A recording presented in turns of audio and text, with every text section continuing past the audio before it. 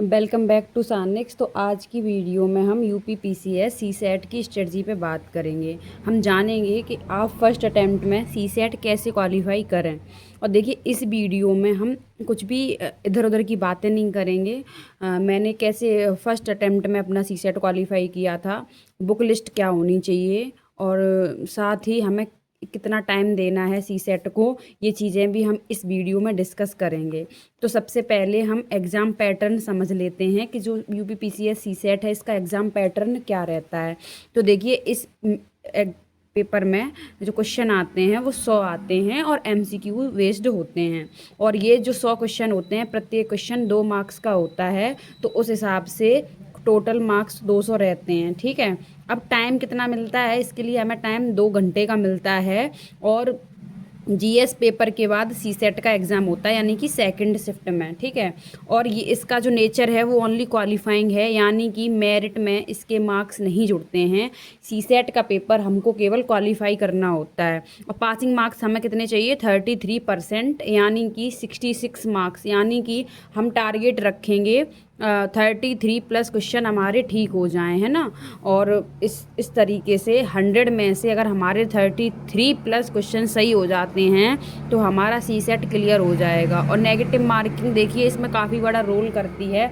हमें 33 क्वेश्चन ही सही नहीं करने हैं, बल्कि नेगेटिव भी हटाकर हमें 33 क्वेश्चन सही करने हैं। कुछ लोग गलती कर देते हैं, उनको लगता है कि हम 33 क्वेश्चन सही कर देंगे और हमारा सीसेट क्वालिफाई हो जाएगा। ऐसा नहीं है। पर क्वेश्चन, पर रॉन्ग क्वेश्चन माइनस का 0.66 मार्क्स भी कटता है। तो ये चीज़ भी हमें ध्यान में रखनी है, ये गलती नहीं करनी है। मुझे याद है मेरी एक मतलब फ्रेंड थी, उसने क्या किया था कि जैसे 33 क्वेश्चन उसके सही तो हो रहे थे, उसको लगा एग्ज़ाम में कि मेरे हो गए, लेकिन बाद में पता चला उसको कि अरे ये तो नेगेटिव करके थे। तो इस तरीके से ये गलती नहीं करनी है एग्ज़ाम में। ठीक है। यहाँ पे बहुत सारे एस्पिरेंट्स गलती करते हैं।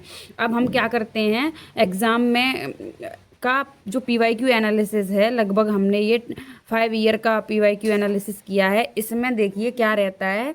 देखिए, रीजनिंग एंड मेंटल एबिलिटी से 28 से 30 क्वेश्चन आते हैं। ठीक है। उसके बाद मैथ से आते हैं 20 से 22 क्वेश्चन, और जनरल हिंदी से आते हैं 15 से 18 क्वेश्चन।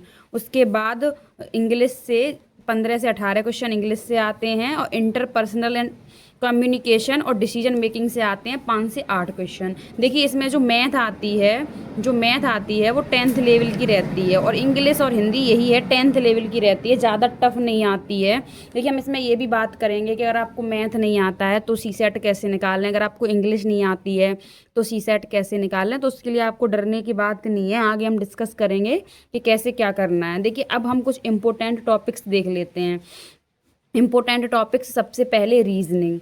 देखिए, ठीक है, हम सोर्स पे बाद में बात करेंगे कि हमें कहाँ से क्या चीज़ पढ़नी है। तो देखिए, रीजनिंग में हमें सीरीज़, जिसमें नंबर सीरीज़ और अल्फ़ाबेट सीरीज़ दोनों आ जाएंगी। ठीक है। उसके बाद सिलोगिज्म और puzzle and sitting planning, coding decoding, blood relation, direction and distance. देखिए, रीजनिंग के लिए मैं आपको बुक बता दूं, बुक के लिए कुछ नहीं, आपको बस पीवाईक्यूज प्रैक्टिस करनी है। आप प्रीवियस ईयर क्वेश्चन पेपर उठाइए और वहाँ से ये सब टॉपिक्स उसमें हैं, उन क्वेश्चंस को सॉल्व कीजिए। फिर भी मैं आपको बता रही हूँ, अगर आपको इन टॉपिक को समझने में कोई प्रॉब्लम है, आप यूट्यूब पे जाइए और इस टॉपिक को सर्च कीजिए, आपको काफ़ी वीडियो मिल जाएंगी। आप कोई भी एक वीडियो देख के ये टॉपिक ईजिली कवर कर सकते हो। उसके बाद मैथ की बात कर लेते हैं। मैथ में देखिए, number system, percentage, ratio and proportion, profit and loss, time and work. देखिए, इतने टॉपिक करके आप अच्छे से सीसेट क्वालिफाई कर सकते हो। और ये सब टॉपिक भी हम पीवाईक्यूज से ही करते हैं, तो ये पीवाईक्यूज से आप देख लेंगे। इंटरपर्सनल स्किल एंड कम्युनिकेशन को कुछ लोग हल्के में ले लेते हैं, कुछ लोग वहाँ एग्जाम में जाते हैं, इसको बिना पढ़े चले जाते हैं, फिर वो सोचते हैं क्या आ गया कैसे, जबकि इसमें अच्छा स्कोर किया जा सकता है। इसके लिए आपको कुछ भी नहीं करना, सिर्फ पीवाईक्यूज ही पढ़ने हैं। ये मैं आपको चैनल पे करा दूंगी आप बाद में, और कुछ मेरे नोट्स भी हैं वो मैं आपको प्रोवाइड करा दूंगी।